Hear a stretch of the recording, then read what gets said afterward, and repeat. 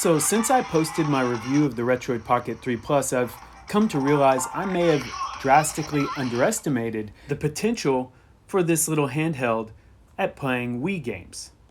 So for my first Retroid Pocket 3 Plus settings guide, I wanted to take a look at the Nintendo Wii and help you learn all the settings you need to know to get the best possible performance. And to start, you need to make sure you have all of the right emulators. Dolphin MMJR and Dolphin for Handheld come included if you install all the software on your Retroid Pocket 3 Plus.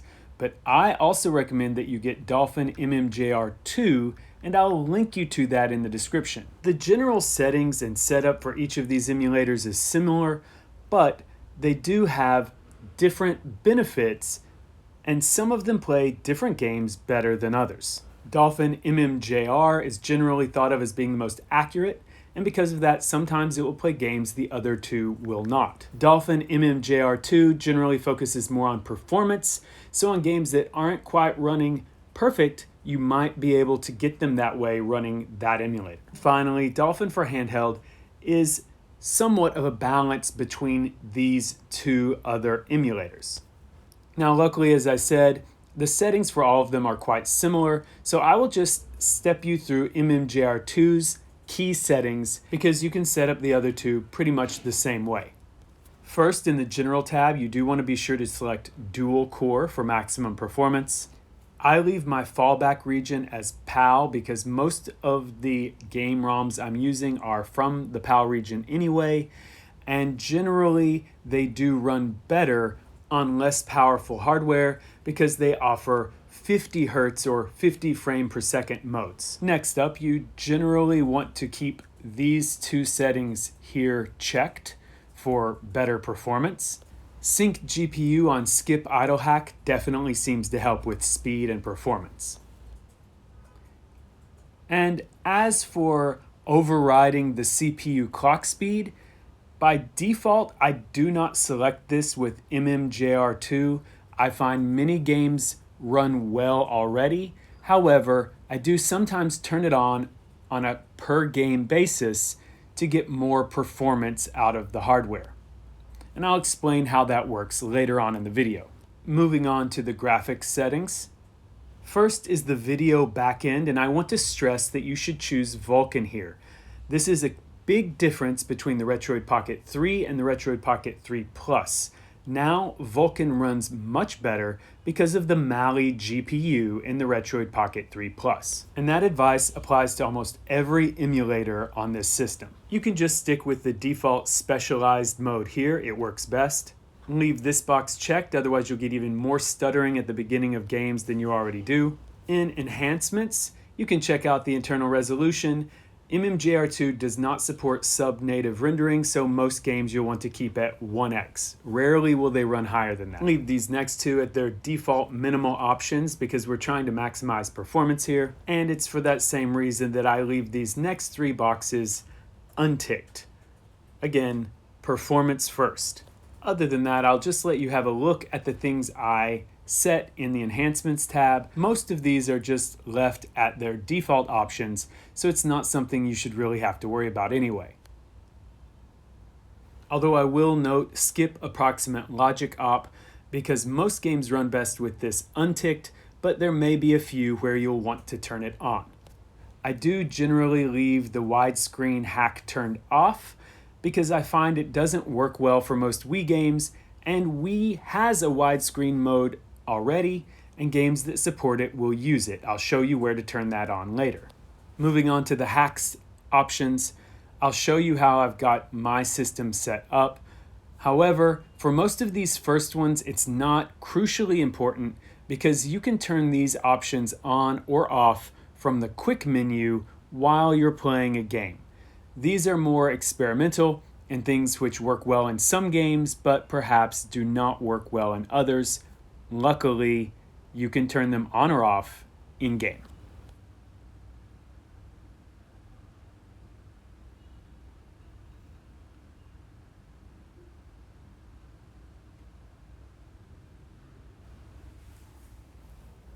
That does it for the Hacks tab, but we do want to take a look in Advanced because I want to make sure you choose this option right here. Since we're using the Vulkan renderer now, we definitely want back-end multi-threading turned on. And then over in the audio options, we want to go ahead and make sure this box isn't ticked because we were warned with the GPU sync on idle hack, we don't want that turned on. Finally, in the Wii specific options, you can see I have widescreen mode turned on, and there's also the PAL 60 Hz mode, which you can turn on or off. Some Wii games for the PAL region only run in 50 Hz, some only in 60, but some can run in either, and choosing the right option here can help you force the game to run in the mode that you prefer. The rest of the settings I've left default, but I'll include them just so that you can have a look. Then up here in the corner is where you can set up your controllers. The button on the left controls your GameCube controllers. I won't set up the buttons, but you can have a look. And the one on the right lets you set your Wiimote, including all of the buttons. And generally you want to make sure to also set up your nunchuck up at the top. Now with all those settings out of the way, I do want to show you one key difference with Dolphin for handheld. And you can find that under the Enhancements tab, where you can see that it supports sub-native rendering. Now personally for me, I consider this sort of a last-ditch option. If there's a game that I cannot get running at full speed at 1x, I may try it at a lower resolution. I don't find that it looks very good, but you may want to use that to your advantage. And now what do you say we take some of that knowledge and put it to the test playing games? We'll start with Mario Kart Wii running with MMJR 2.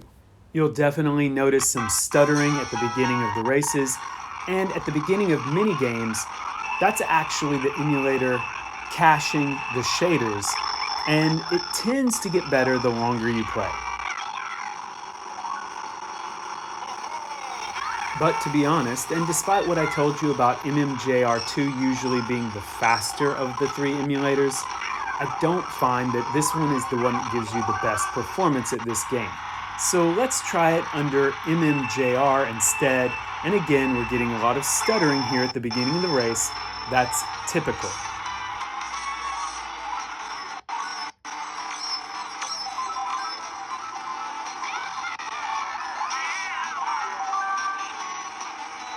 However, as you can see, using MMJR with some slight CPU underclocking, this game quickly speeds up to full speed and mostly maintains it. There are some dips here or there.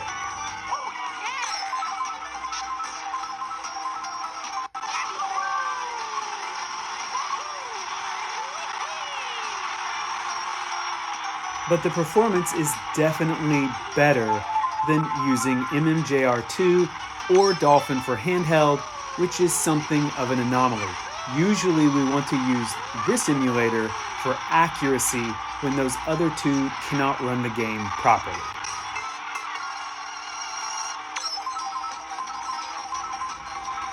Next, let's take a look at Super Mario Galaxy. One thing I really like about Dolphin is that it will automatically enable or disable settings which it knows will break a game.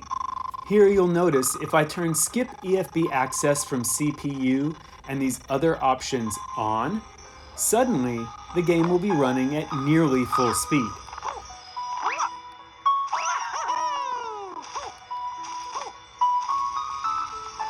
But that's a problem, because this game actually needs EFB access from CPU to be on, otherwise it will not work properly. You see, if we untick that, now I can click on this star, which I was not able to do before. However, it tanks performance, so if you want to play this game, you're going to be having to switch that on and off every time you need to click on something with the hand. Another interesting one is Resident Evil 4 for Wii. You can see here in MMJR2, the graphics are completely broken. It just doesn't work. And unfortunately, the same is true when I test it in Dolphin for handheld.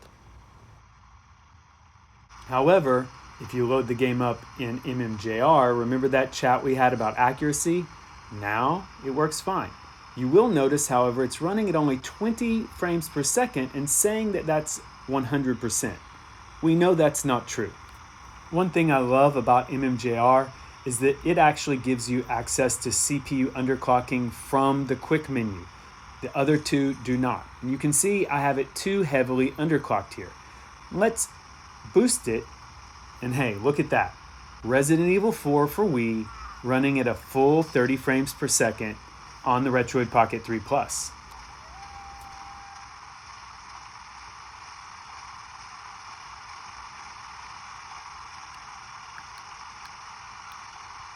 You will notice a slight hiccup the first time you break open a box or use your pistol, but that's again just shaders being cached, and after it happens once, it should run perfectly.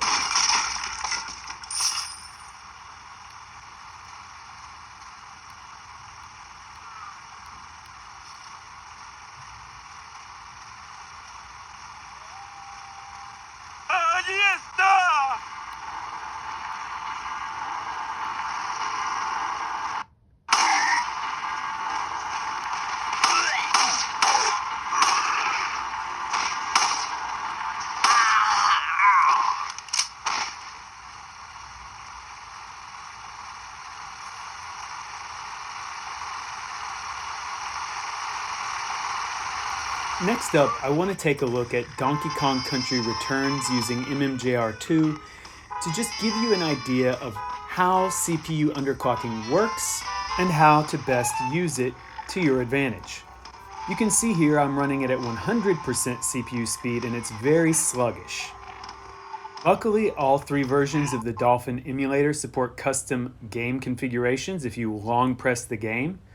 And now, we'll just go to that CPU underclocking setting and try it really low. Why not? Let's set it really low and see what happens.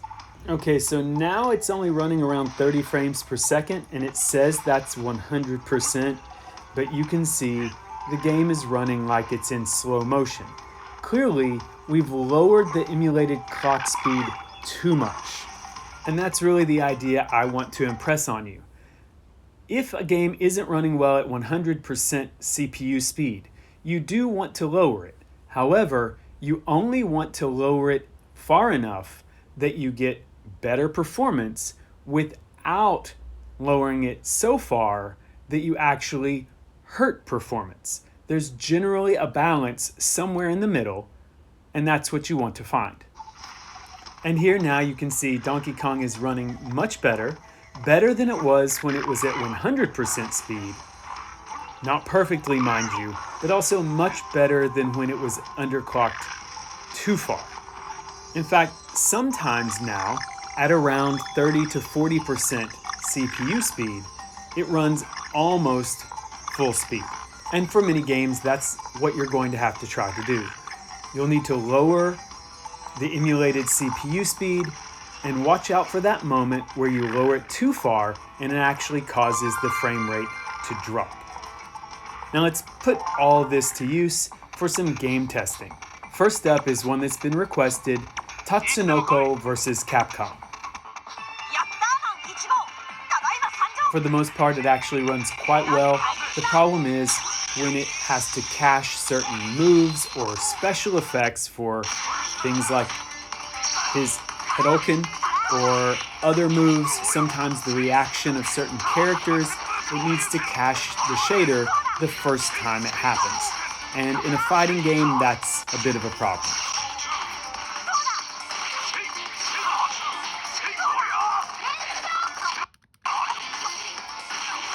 Of course, it's less game-breaking here when it happens when you're not really in control of anything anyway.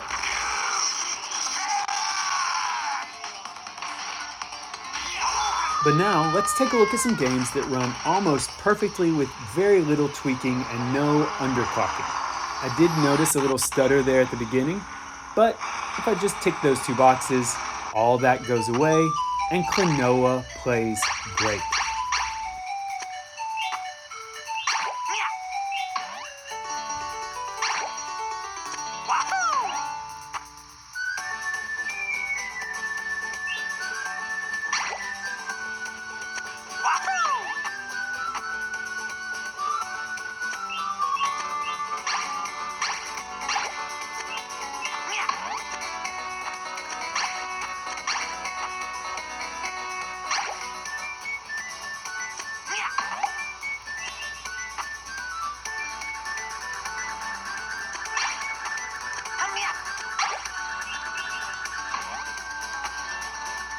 You may notice one of those occasional stutters when a shader is being cached, but 99% of the time, this game runs perfectly at 60 frames per second.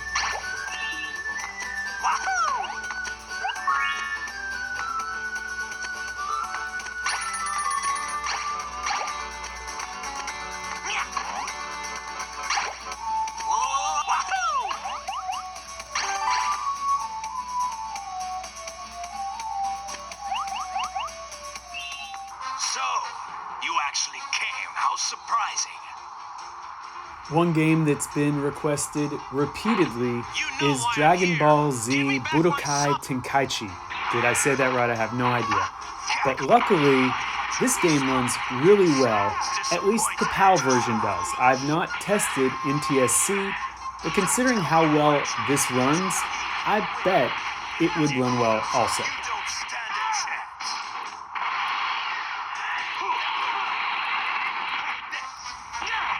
Almost always, this game is at 99 or 100% speed. You may notice a slight dip, but I don't know. That might have been there originally anyway.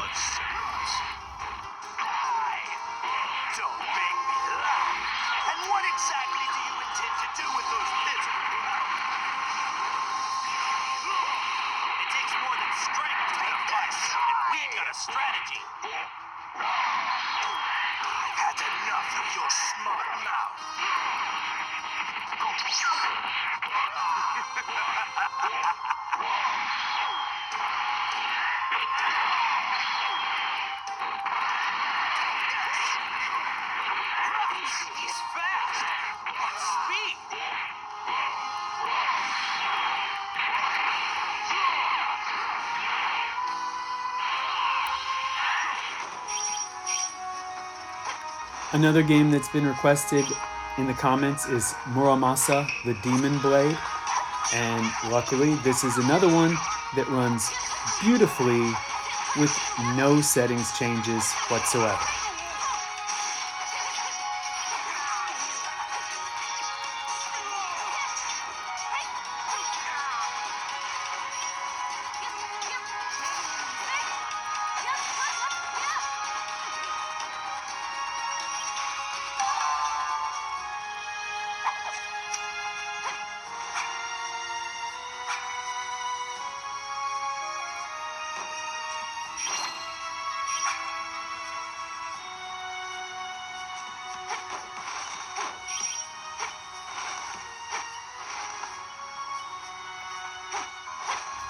And shame on all of you for making me attempt to say so many Japanese words, but I'm glad I did because this game is beautiful looking and I had never played it before, so I'm glad that I was introduced to it from you in the comments.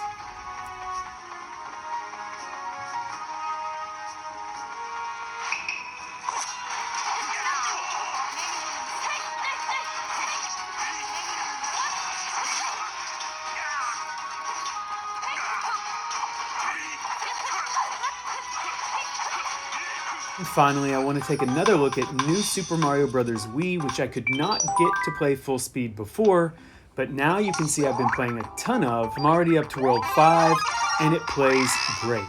You can even shake the system to enable flight or picking up blocks of ice or barrels or other things in the game that use that function. And here, you can see that even the map runs at 60 frames per second. In fact, really the only time I've noticed significant slowdowns has been in this very first castle, which does dip down into the 50s sometimes. However, in later castles, I didn't experience that at all.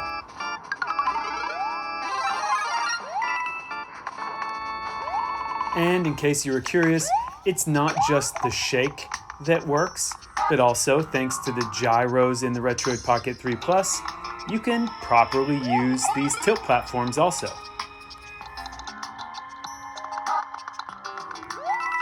Pretty cool, I think, and actually makes this game a lot of fun to play on the Retroid Pocket 3 Plus. And that'll do it for this Nintendo Wii on Retroid Pocket 3 Plus Setup Guide.